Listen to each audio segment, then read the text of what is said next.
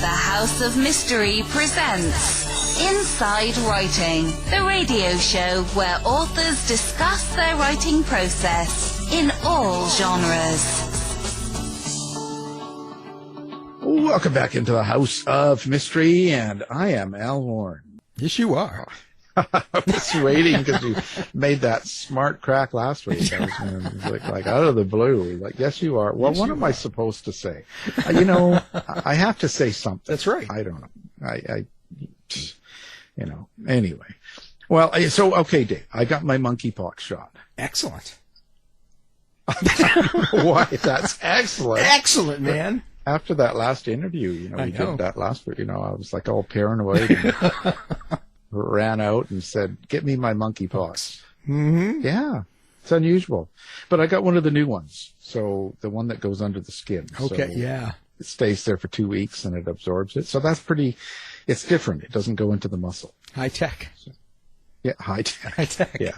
Well, it's because it's bigger and they have to get the chip in for Bill Gates. Oh, yes, they couldn't that's get true, enough yeah. in. They couldn't fit in the COVID and they need it to take control. I was getting too wild. So they decided, well, this guy's just gone too far. Gonna rein you in. Yeah, going to take care of this one real quick. Give him a double batch. That's right. Anyway. Well, so we just jump right on. We've got a great guest waiting. She's been on before, and this is the return. New book is called Twisty, Tortoise, Tussles, Jackrabbit Junction, Humorous Mystery Book 6. Now say that 50 times quick. And Charles, thanks for being here. Thank you for having me. And I guess I didn't realize they had the monkeypox vaccine out already. I've been writing, so my head's buried, and that was news. I knew it was out there. I just didn't know they had a vaccine for it already. Yeah, they apparently, you see, we did an interview with a virologist. I hate that word.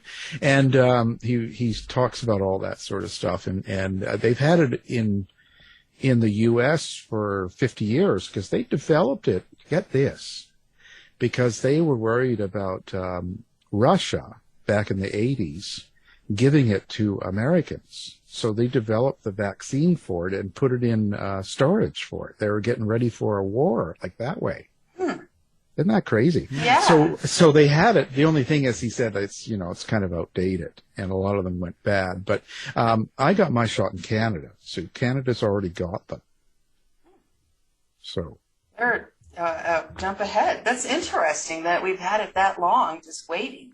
yeah, it's been sitting. They're ready to get attacked by the monkeys. But the monkeys are all dying. And I mean the band. Hey, we're the monkeys. Oh, yeah. That's true. Is it too soon? Monkeypox? I guess so. Yeah. I mean, Dave's a big monkey fan. He just went and saw them. did. Last show with that one that died. Yeah. Aw. Was it Davy?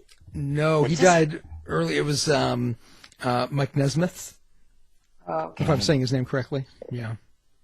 Yeah. See, he's a real fan. He gets on stage and pretends he's one of the monkeys. Yeah. All right. They have to drag him off Yeah. stage. And they haven't had to have people dragged off stage for 40 years. No, that's true. And it used to be they drag girls off, and now it's Dave. Yeah, it's Dave. It's a 50-year-old man they're dragging off stage. They've got security there just waiting for me. Yeah. It's pretty sad, isn't it? It's the Dave Patrol. Yeah. It's like, oh, there's that guy. And then he goes to New Kids on the Block. Same thing. And they're, oh, no, not him again. They call me Come on. Crime Wave Dave. Yeah. It's like, anyway. Well, let's get on to the important stuff. So you've decided to do book 6 in this. Now, you call this a humorous fiction or mystery, and because we've been getting a lot of humorous fiction writers lately, we've actually added a whole category to the website now that is called humorous fiction, and I know you'll be placed in there. So what's the trend of humorous fiction? Like, what's going on there? Like, how do you really describe humorous fiction? Wow, I didn't realize it was now a trend more. Yeah, we've had I think 5 or 6 now. Yeah. that we've recorded in the last month, I would say. And it was so much that I was like, well, what am I supposed to put this under? And I contacted the web people and some others, and they just said, well, let's just do one. There seems to be so many. Yeah. And it's not really dark noir, so to speak. It's not like this murderous mystery detective, hard-boiled, that sort of thing. It's different. And so I'm thinking, well, so it is in a way, or there's a lot of writers that have agents that are out there doing this. So. Well, I think it's, oh boy, I have a lot of thoughts, and I'll probably forget 3 of them by the time I get done saying what I'm going to say here. And then I'll be like, what's the question again? Yeah. First of all, okay, this is what has come out of my brain since I started back in the early 2000s, late 1990s. Oh, I hate saying it like that. Humorous, this genre mix with humor in it, and I don't know why, and it really gave me problems at first because I couldn't get in with a lot of the big New York publishers back when I was still trying, because I did mix the genres of mystery and either supernatural or romance, and I wasn't just doing one, which made it a bear for bookshelf space, right? Well, then along comes Amazon and all the other e-retailers, and suddenly the bookshelf, having one thing you fit under doesn't matter as much because you can fit under multiple places. So, my humor in my stories and the mix of genres didn't matter so much anymore, which is a boon for a lot of us that are mixed genre. And I think, that might be part of it, that we're allowed to mix even more now. And readers like the mix, too. My stories are character-driven, and I think that goes with the humor, that plays along, because it's not about someone's murdered and, the humor in that dead body, which would be kind of morbid, maybe. It's more about the characters and their reactions in their lives and how they're handling and dealing with the suspense and all that comes with it. So for me, I can find a lot of humor in that, and playing up. How would I react? I'm not a super sleuth. I'm not a diehard, detective. I come across, walk in a room and there's a body and it's some horrible thing. I'm gonna scream and react in a different way than a cop would, or a detective. So I think it's fun to play with that with everyday people, and then getting involved with trying to figure things out. Why is this person, or someone's coming after you? Why? And there can be so much humor in that too, mixed with suspense and tension and all, the mystery. I think there's more humor coming through now, and this is me just winging it because of what's going on out there in the world. I need more humor to keep me up and keep me going. I need to watch stuff that makes me laugh or read stuff that makes me laugh so that I can go out and face, whatever I have to deal with and hear about all the stuff going on out there in the world that's scary. Humor helps. So maybe that's part of it. I didn't know there was anything going on in the world. There's something going on out there? Well, I mean, there's always something going on. I often go back in time and I think about historically, something. How did some of the Westerners feel when the railroad came in? How angry were some of them? How excited were others? It was like a whole new thing. And so I do that when there's a new tech trend coming through, and I feel more like the old Westerners that are like, keep that train out of here, Yeah. I have to think, there's always something for every generation to deal with. Yeah. Yeah. So, but how far do you go with the humor? Like if you walk in and see the dead body and it's the reaction, maybe you go to bed with them, or? Oh my gosh. That's a whole different kind of humor. Yeah. No, I really have always enjoyed having characters that do regular things in life. Like in the Jackrabbit series, one of the sisters, the main that starts the series, Claire, she's a jack of all trades, master of nothing. She's gone to college for years. She's in her early 30s. She never had figured out which degree. She's jumped from job to job. She's really good at construction because she worked with her grandfather, who's a contractor growing up, and so that is her. She's not a super detective, but she's curious. She loves puzzles, and she can't just let something go when it comes, she comes across it. So that personality flaw, all the different flaws, or, some people might not think of them as flaws, but that goes into making the humor that comes with her being a detective, because she's not your normal everyday, here's the list of how we do the crime scene or whatever. So there can be a lot of humor in normal everyday people reaction to stuff. And I think a lot of readers can relate to that. I'm wondering why humor. What drew you to writing humorous fiction, and were you inspired by another series or an author? Or? Honestly, it's what came out. I tried early on in the 90s, mid-90s, to write romance, just, pretty much regular, like just contemporary romance, set in the jungle down in Mexico. So I had to add a little bit of adventure to it. And I was really bad at just romance. I loved it. I loved to read it. I grew up reading Stephen King, Louis L'Amour, every romance, those little Harlequin books I could get my hands on. I read all across the board. But I thought I could write a romance. And it turned out I just can't do all that emoting that's required in a lot of romances. There's so much emotion and stuff, and I was not good at that. So I tried for like 3 or 4 books doing that, and humor kept coming on stronger. The more I practiced this and tried this, the humor just kept getting stronger and stronger. I mean, the humor in the very first book I ever wrote by hand on notebook pages is how bad it is. That's the humor when I read it and I go, oh my gosh, that's so bad. But, by book 5, which is the first time I had written Dance of the Winnebagos, and I say that because I went back and did some rewrites before publishing it, the humor was there. It just came out, and it was part of the mix by then. So organic, I guess, if you want to call it that, or this is just me finally getting down to, this is what I'm going to write, and going, oh, okay, all that other stuff, we tried, but here comes the stuff, and there is romance, and there's lots of mystery, and like I said, suspense, and my Deadwood series has supernatural, but there's always humor, because I find humor helps me make it through the day. Yeah, you figured out who you were as a writer. Yeah. Right. I wish I automatically knew the first time I, started writing.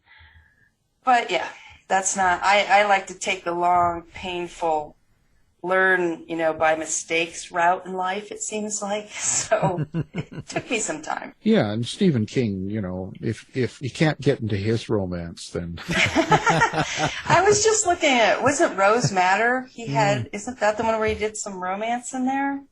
Oh, geez, I don't know. I never read her. I looked at it on the shelf and I thought, you should read this sometime, maybe just to see what he did. Well, it's always good to pick up other people's feelings and how they do things. Right. So the main character in this series, did you sort of, because it sounds like you're putting the character through a lot of things to happen to them over a period of time. Do you have to, how do I say this, be careful on how they change? Because your character in book 1 is going to go through the different events in book 1, 2, 3, 4, 5, and each time they go through that, it changes them somewhat. So how they react in book 6 here is going to be different than how they would have reacted in book 2. Right. Yes. So yeah. There's a character arc that goes along with the series arc. And then the story arcs. When I do the behind-the-scenes work, there's all that I take into account. Okay, so in the series, we're at this point in the series arc.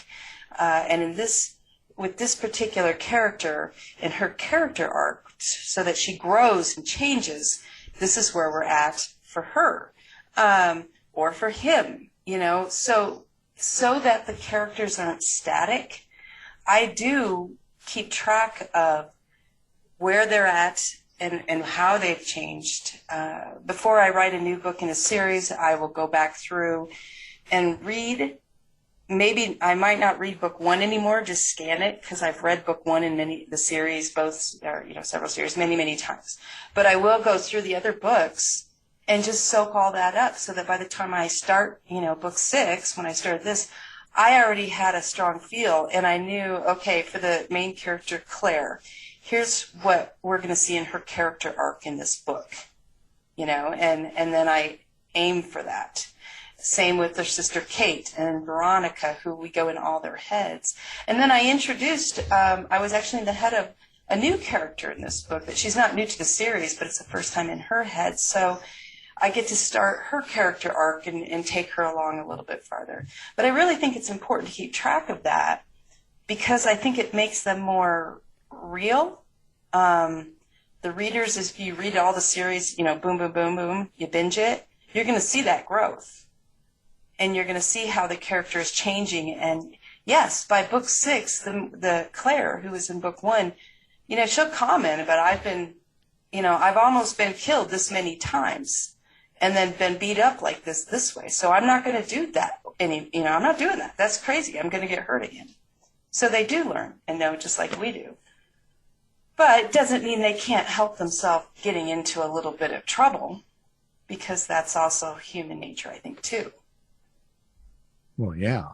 Now, the title, that's an unusual title, mate. Explain that a little bit. Twisty, Tortoise, Tussles. So this book has 5 different point of views. This is the first time I've done 5. I usually, in the series, average 3. But so there's a lot of plot twisting. And I knew that when I was sitting down to figure out what was going to happen in this story, I was going to be twisting that plot like crazy as we bounce around. And there would be tussles because of the different situations and different things built up in the series already to this, plus the new problem I'm introducing. There's going to be tussles going on throughout. And so I really came up with this title, bounced it around with my husband. We play with words and came up with it. And then I wrote based off that. And I do that a lot, especially with the series. I need that title. It really helps me to feel the theme of the book, and keep that theme in line in my mind when I'm writing each of the different chapters and scenes within the story. And the whole series, you'll see I have these kind of fun, crazy titles, because these are fun, crazy mystery, action, adventure, romance, comedy mix-ups. You just got everything going on. So when you say 5 points of view, how do you keep that going? Are you that author? I can't remember. Do you hear these characters' voices in your heads? Yeah, actually, I've known 4 of the characters have been going for quite some time. I've done their different voices, so they're strong. It's the 3 sisters, and there's one hero, Mac. His has been there since the book 1, and then the new one I introduced in this one, it's the sheriff's sister. So it was really fun to have a sister of a sheriff who, feeling the small town, small county kind of feel of being the sheriff's sister and not loving that you have to, toe the line. But I can really, when I'm in there and I start, each character, I don't know how to explain it. Just go into their head. You start talking like them on the page. They react a different way than the other one, another one would. And I just started weaving. And I started with this one idea and had a bunch of them there right at the start. And then we kind of break off from that opening. And I guess it's like weaving a rug, weaving something where you keep bringing the strings around and tie them back together. And then at the end, tie them back off, but leave some go out because you got another book coming. Do any of these characters kind of take on a life of their own and kind of rebel from the plot? They do. I've often said I'll start and I'll do a big kind of overall plot outline, and it's not real detailed. It's maybe 2 or 3 sentences per point, but time and again, that's more of a something saying to my brain, see, we've got a plot outlined, we can do this. And then I'll start, and by the first turning point of the story, I'm often going a way I didn't expect. But I've learned over time that's how I write. So it's okay we'll just follow it and trust in that inner storyteller to tell the story and just go along and keep typing and recording it. So yes, I leave room for me to do that too when I plot and when I do this. Is I don't know what's going to come out. And that's part of the excitement of the story for me as the writer, so that I'm not bored writing it. Do you take notes along the way? I do a scene and sequel where each chapter I'll do, and it's a scene where you go from the goal, conflict, and disaster, and that's a scene, and then I'll write the sequel, and maybe the sequel's in a different character's point of view. Or it's like in one of the sisters' point of view. Or maybe it's a chapter away because something else happens, another scene in it with another character. But I'll keep track of all that, and scene and sequel, throughout the whole book, chapter by chapter. And I keep notes in a notepad that's, gets thick and full of a couple books worth, and then I retire that and get another notepad and keep going. Interesting. Do you kind of know how far you're going to go with this series? So when I wrote the first book, Dance of the Winnebagos, I thought I was writing a single title mystery, and I finished it.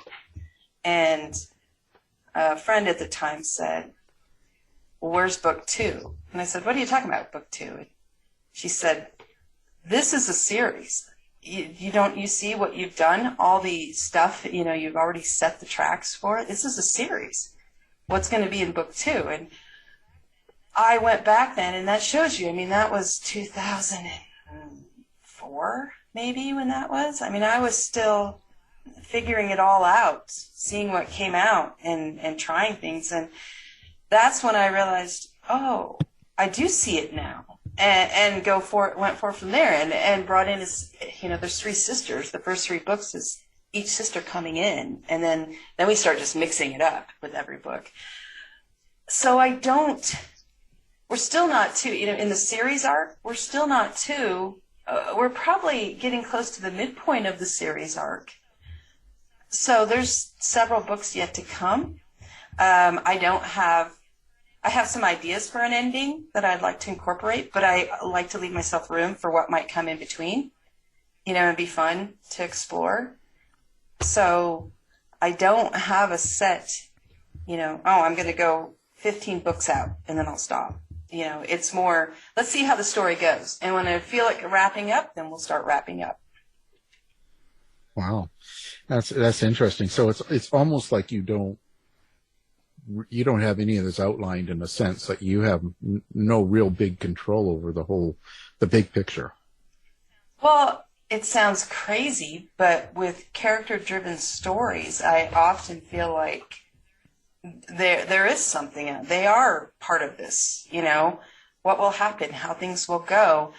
It's driven on that, depending on that character as it comes out. And I know it all sounds crazy, and I'm sure there's some more left brain authors out there and people going, come on, nail it down. You can do this, and you should do this. But I kind of find myself, I've always been a even balance whenever I've done those crazy tests, are you right brain or left brain? I'm always in the middle.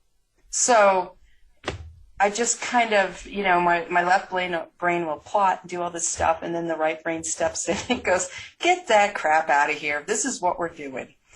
And onward we go. Well, at least you have a brain. Well, mine doesn't come out any. But do you ever sometimes feel like you're not in charge? You don't drive while you're going through this cycle. No.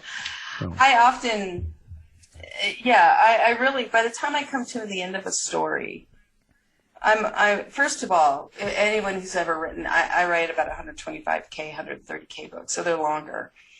There'll be things that one of the first draft readers says, yeah, when so-and-so did this, it was really great. And I'll think, first of all, was that in this book?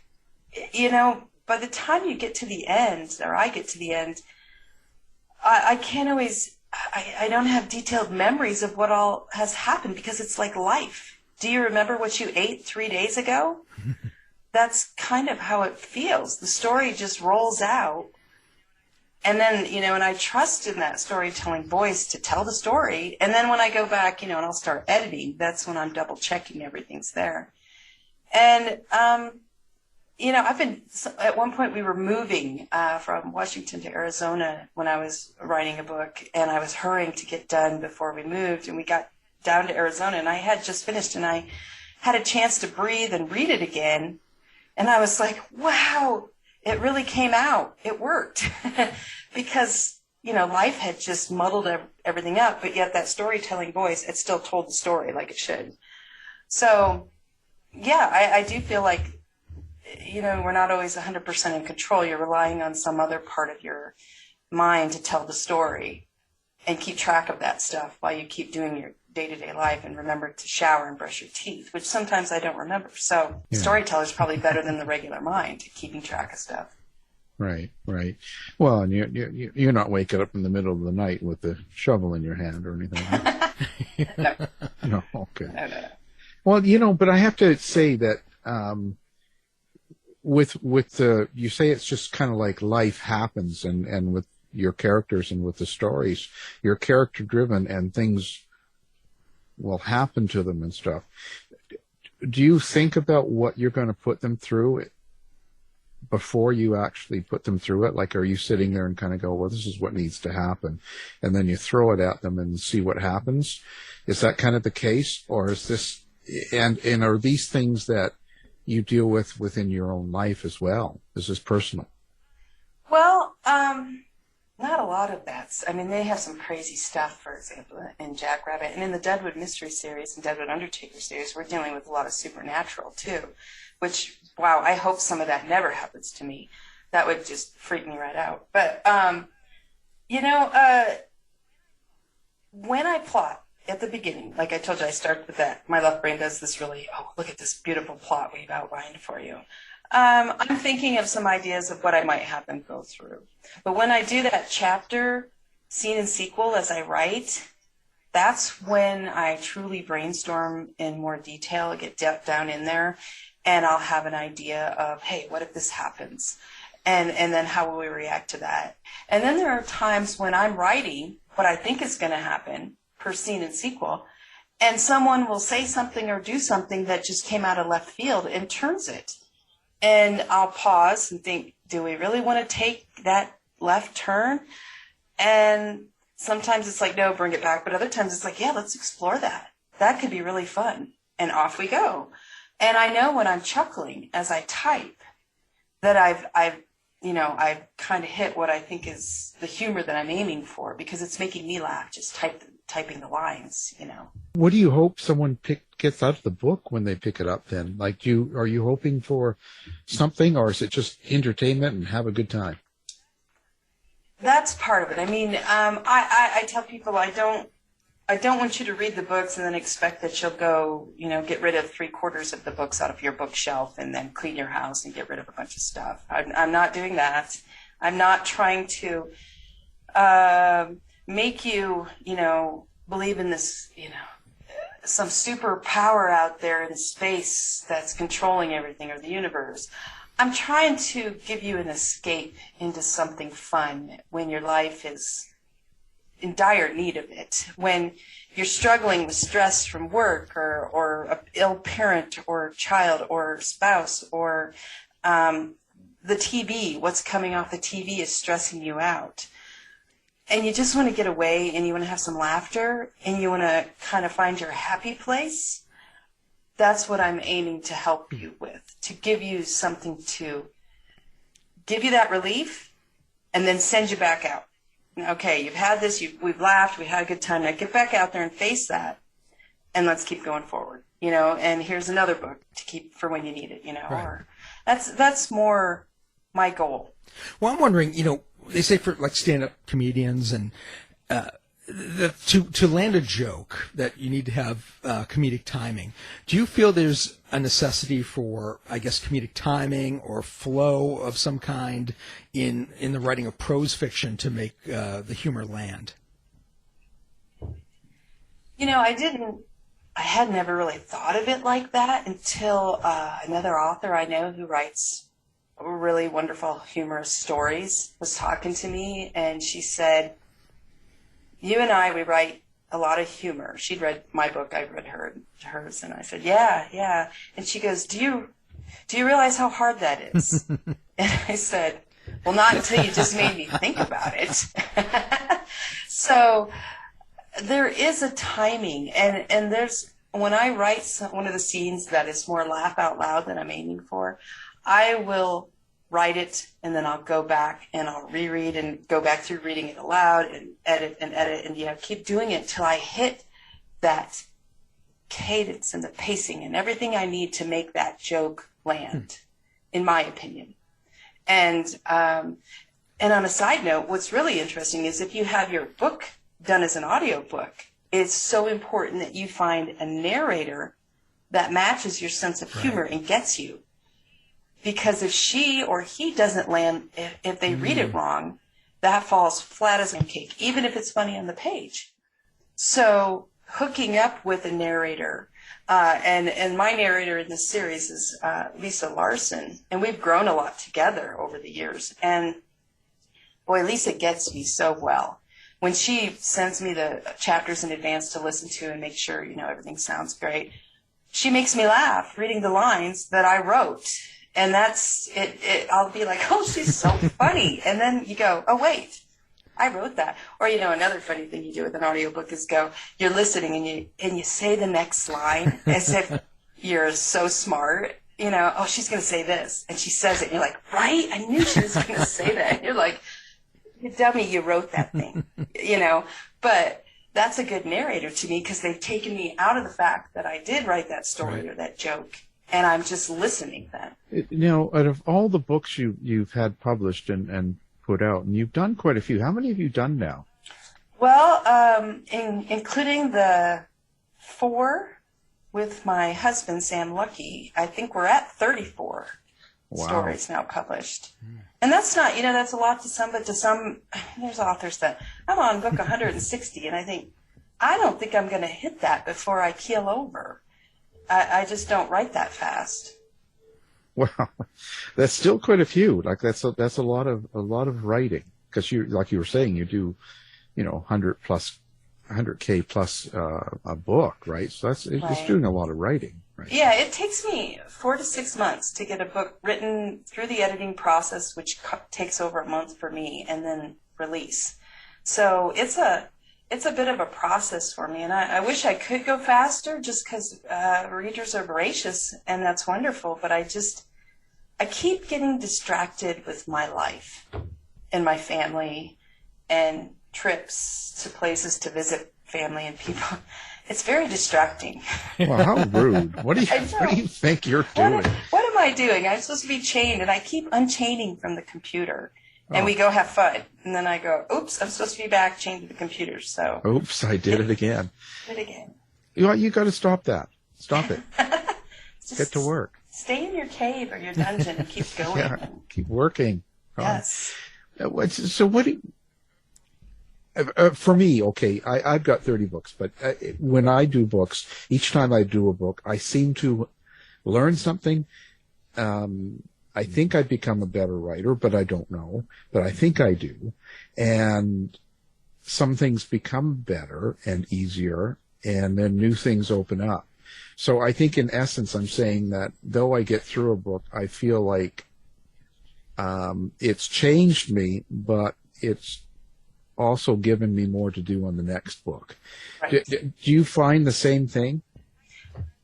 I do, and I think that's, for me, that's part of the challenge in this author gig, is each book I have to grow, or I fear that readers will feel that on the page, that I'm becoming stagnant. So, like Twisty, Tortoise, Tussles, it's the first time, like I said, I've had 5 point of views running and twisting them together and making this like a twister coming through. That was, at first I thought, boy, can I do this? This is going to be tough. This is going to take a lot of work to keep track of it, bring it around, tie it, bring it, twist it some more. Can I do it? And I just thought, I got to try. and went in and just started working it. And when it was all done and I finished, and I thought, whew, that was a real exercise. That was fun. It was challenging. Now what? What's the next challenge I want to try to do? So yes, like you, I think it's a constant work to challenge ourselves and keep growing and improving. You know, back when you first started the first 5 books, you probably never thought of some of the details that you think of, structural details that you do maybe when you're writing, you know, book 10 or book 15. It just keeps changing because it's like you keep zeroing in, you know, finer and finer details that you can see clearer, because I think you're better at all the other stuff around it. So that's all natural. Yeah, but you become more aware of certain things. Right. And I don't plan to ever reach, I don't think I will ever reach where I think, oh, this is it. This is the top. I think it's forever changing and growing and experimenting, you know, to make a story interesting. Well, you know, you mentioned trips, and Al mentioned learning, and it just made me think that, you know, correct me if I'm wrong, but I believe you started writing about Arizona before you traveled there. Am that correct? Before you lived there? Before I lived here. Right. I had actually lived here up in Flagstaff, not down in the desert where that series is set, and then moved up to Seattle, and then I started the series about Arizona because I missed it so much. And then so I wanted to take myself back down there. We had driven through some of this, you know, where the big RV parks are and some of that down there. So I was familiar with Tucson and that area. But I hadn't lived there, you know, for any, and like I said, I was way up in Flagstaff in the mountains. But yeah, I really missed Arizona, and I wanted to write this series about a Winnebago, you know, or an RV park in the desert. And that's kind of what got it started. Is there anything about Arizona that, you know, most people outside of Arizona get wrong?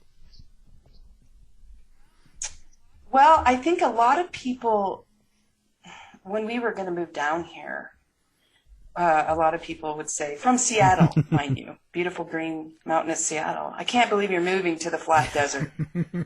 And I would say, well, first of all, we're moving to Prescott, which is a mile high up in the mountains. It's not quite Flagstaff, where I lived, where there's, you know, then you're 7,000 feet up there. So I don't think a lot of people realize there are 6, biomes in Arizona, meaning you have the low desert, you have mid-range, you know, chaparral areas, you have mountains like here in Prescott with certain kind of trees and stuff, and then you have the really alpine mountain kind of thing up in Flagstaff where they're, you know, way up there. I don't think people realize there's these sky islands, they call them, that are mountains and all this greenery. So many people hear Arizona and think flat desert saguaro. Yeah. You know, that's what's Arizona. And it's not. It's just a beautiful mix of landscapes, you know, and diversity. And I've always really enjoyed that about it. So part of, you know, and I do have the story set down in the desert, so people are still getting that. But I like to include all the different type of cacti. And some of that, like, you know, book 5 is in cahoots with the prickly pear posse. So right there in the title, we've got that cactus name. At what point can you stop a book? Like, you know how you're writing and you're putting it together and you're 4 months into it. Is there a point that you draw a line at and say, that's it? I can't, you know, I'm not going to write anymore and it'll pick up in the next book in the series? Or, like, how do you draw that line? Each book, even though they're part of a series, and it's an ongoing series with plot lines that go sometimes over multiple books, but each book has one story question that gets answered. Like, will so-and-so figure out who murdered, you know, Joe Blow? And then that story will be all about that story question and answering that question by the end. So it feels like we've completed this, you know, season of the series. Put it aside, but there's more to come. You know, there's the hints of we still don't know the answer to this yet, and something's coming. We can tell with, you know, the readers so many readers who read my books quickly learn if I mention a character's name, if I, little trails or hints I'll give, that means we're coming back and we're going to revisit this. And it's going to probably be in a future story. And so it's exciting for me and them. It's like a game we play, Here's a little tidbit. Do you catch it? Oh, I caught this, And it makes it more fun, I think, for me as an author to interact that way with them. Do you ever worry about, well, let's just say this, the outside world's always changing, and you're out there taking trips and partying and that all the time. But do you ever, when you're sitting down to write one of the stories, do you ever try to stay in line with what's going on outside? And I mean that in the way of like, okay, how do we say, political correctness, or because for myself, I tend to be a little bit humorous, and especially on the show, and I'll tend to say things that sometimes may not be the most popular things, because I'm just looking at humor. I'm not looking to hurt anybody. Right. But the world tends to be going a different direction with that and that. So I'd imagine with your stories, there's and being humorous, there's a lot of stuff that may not be the most correct for the time as it goes, because you could write something now, something you wrote last year even, and it's different now. Oh yes, and I'm a big bumbler. Did I say something wrong? One of those people that goes, "What did I say? What did I say wrong? Trying to keep up with, changes. My kids are high schoolers now, and a lot of times they'll go, "Mom, you can't say," and it's not even a really bad thing that was ever, in the 80s, 90s, something we even thought about, and I'll go, "Oh, I'm sorry, I didn't know that was a thing." I'm it's changing so fast. Yeah. So I have a first draft crew of wonderful friends, family, readers, and there's about 10 to 12 of them that read the first chapter by chapter as I write, because I write a chapter by chapter. When I finish the book, it'll be done. Because I've spent so much time on each chapter that all I have to do is a few changes throughout, and then we're ready to go to the editor. That's just the way my mind works. But anyway, they will often, if they catch something, if I can't really have that, that's a little bit offensive for a certain, religion or a certain this, they'll let me know, as well as I have a beta crew. And that's anywhere from 25 to 45, depending on the book and how much time I have to go through beta edits. That is amazing. And they will go, I don't know if you can, say this anymore without causing a little ruffle, or get people upset. And so I'll debate then. Well, what am I trying to do with this story? Am I trying to, push the boundaries on this? Am I trying to just entertain? What do I want to do here? So those guys act as my filters. They act as, someone that says, wait a second, take a second look at this. And they know that. They know that's their job. So they're incredibly, wonderfully nitpicky. And in the end, that helps me to, us to release this story that's polished and ready to go with, hopefully not hitting on, offending people, or at least offending, seeing it's humor and not going the other way. That doesn't mean I haven't published a thing or two where it's like I've had somebody write me and go, oh, I don't know if that's, I feel how I feel about that. Yeah. I think with humor, we're going to run into that. Yeah. Yeah. And I wonder if, something I'm thinking about now even more is, you're down in the hotbed, Arizona. Mm-hmm. And so if you're being too political correct, are you going to get it the other way? Because you're in a humorous place. Right. So you don't want a sound filter. You know what I mean? Right. It's a weird world. In the first book in this series, Dance of the Winnebagos, okay, the whole concept is Claire. She's down there with her grandfather, who's in his late 60s, early 70s, and his two army vet buddies. They're meeting up with their RVs, and they've already lined up a bunch of hot babes to come because they want to find wives. They're tired of being bachelors after all. They want a wife. So they've lined up. It's like the dating game. We've got them coming through. And they're not the most politically correct, but they're having a good time, and the women are having a good time. It's not like, something where women would feel like, oh, that makes me nervous. It's more women are very aggressive on their own right in that story, what's going on. And Claire is stuck in the middle in her, mid-30s, watching her grandfather because her mom doesn't want him to come home with a gold digger. And the guys don't want her there. They're smoking, drinking, having a good time, eating chili con carne for breakfast. I mean, it's not wonderful time for a woman to be hanging out with her grandfather down there. But she gets into the whole finding a human leg bone and this whole, mystery that goes on. But still, my point is, there's a lot of stuff in that, first story that it's not, I tell people it's rated R. It's not like, orgies like that. I just mean the language and the things that are going on. And be prepared for that. I'm not a cozy mystery writer. Hats off to those who are, but I'm not. I'm edgy. There's likely to be language, sexual situations, sex on the page, maybe one scene. Short. I don't go into lots of romance details, but, that's what these stories are, because I write for adults. And I've had some people say, oh, I think you could write these wonderfully funny children's books or, junior high level books. And I say, I don't think so. I don't think my brain goes that way. I'm sorry. Hats off to all those authors that are doing that. They do a wonderful job. That's not where my voice goes. It's a dirty old man in there sometime. I don't know. Yeah.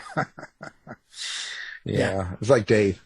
Yeah. It's just like, wow. So did you ever, is there any book you ever go back, like maybe book 1 or something or 2 of the series and kind of go, oh, I wish I could rewrite this? Oh man, don't we, anyone who's written, yeah. no, you've got to do it. I mean, you go back to those earlier books and you wince a little going, oh, I could have done that better.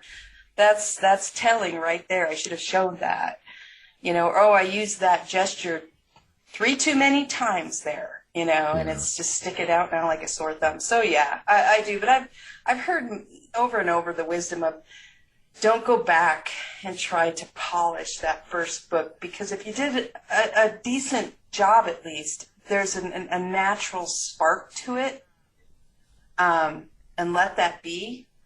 And that's how it all came to be. And then your series grows, your writing improves, your readers go along, and hopefully they keep going, man, it just keeps getting better because you're getting better. Yeah. Oh, yeah. But I still get that too, and even someone will say something good about a book that you wrote a while ago, and you're like, ooh. You're waiting for the hammer to come down. Exactly. Or something. It's like, oh my God, I was so bad. You wince a little. You're wincing the whole time they're talking. You're just waiting for that, that quick shiv in the ribs or something, Exactly. Yeah, and they're like, oh, it was so good. It's like, oh my God, it's terrible. What are you talking about? Yes. Oh, but I guess that'll just never change. Yeah, I mean that's where I started. That was who I was then as an author, and hopefully if you enjoy the stories, and mainly if you share my sense of humor, then you'll see how things change and grow, and it'll, keep the roller coaster, kind of keep getting faster and faster and more fun and exciting. Yeah, and it's all about that. I think people should be able to write and do whatever they want, and it's just like anything. If you don't like it, then you don't buy it. You stay away from it. It is what it is. I can't stand this trying to alter things. It is what it is. You don't like that kind of humor? Go somewhere else. Well, I often will tell new readers that say, oh, I loved it, and I'll say, we share a sense of humor. I love finding people that share a sense of humor with me. I think that's important in life. You find those people you can laugh with and have a great time with, and it helps, especially us authors who we sit, so much of what we do is alone. Yeah. And our friends are the characters on the page a lot of times, which sounds crazy, but... Yeah, well, it's true. And my dog. And your dog, yeah. Our kids, because my husband and I both write, and we write the series, and they'll say, we'll be talking about someone, and they'll kind of inch up, is this a character or is this a real person? So, or they'll get into it thinking, oh, it's a real, it's a character. or something. We had this the other day, and I said, "Oh no, we're talking about Alex off Ice Road Truckers." Yeah. My daughter just throws up her hands, like, "How am I supposed to know?" You know. Yeah. Well. So he's a character, but officially he's a human in real. So it's a real mix-up there. Yeah. It's just one big blur. Come on, then it's over. Wow, you're always interesting. Now, so do you do social media? Where do people find Ann Charles? I do. To go for the books and all the info on like the Deadwood Fan Party, our 10th annual's coming up this October. You can go to my website and you'll find, whether the books page or the blog page where I'll have information. I put all the interviews in the blogs page, showing different stuff. So if you really want to kill a weekend with spending time listening to Ann's voice over and over, you can find different interviews and just go to town, have a good time with me. Otherwise, Facebook, Instagram, I do some photography as well as my cats. We have 4 cats, so I like to hang with them. But I'm also trying TikTok. I'm just tiptoeing out there right now. I don't sing and dance well, so it's hard for me to get into. Oh, TikTok's dangerous. Look out. So, and I'm a little bit on Twitter and a little bit on something else. Pinterest, my sister-in-law has helped me make some really fun boards, Pinterest boards of all the different characters and different things. So that's kind of fun, too, if you're into the visual stuff. Yeah, it's all good. And what is your website?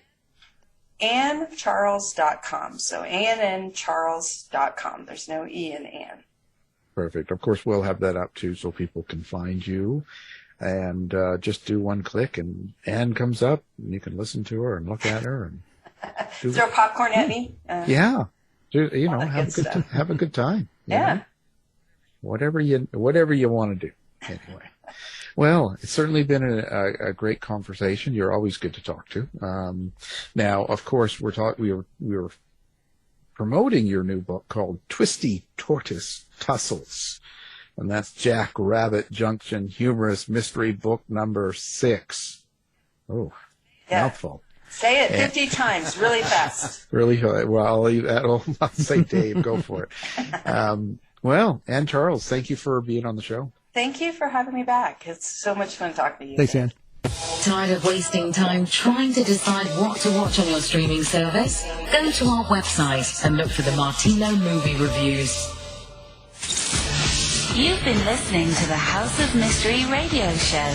To find out more about our guests, hosts, or show, go to www.houseofmystery.com. Show's over for now. Was it as good for you as it was for me? Well, good night. This has been a production of Something Weird Media. I'll be back.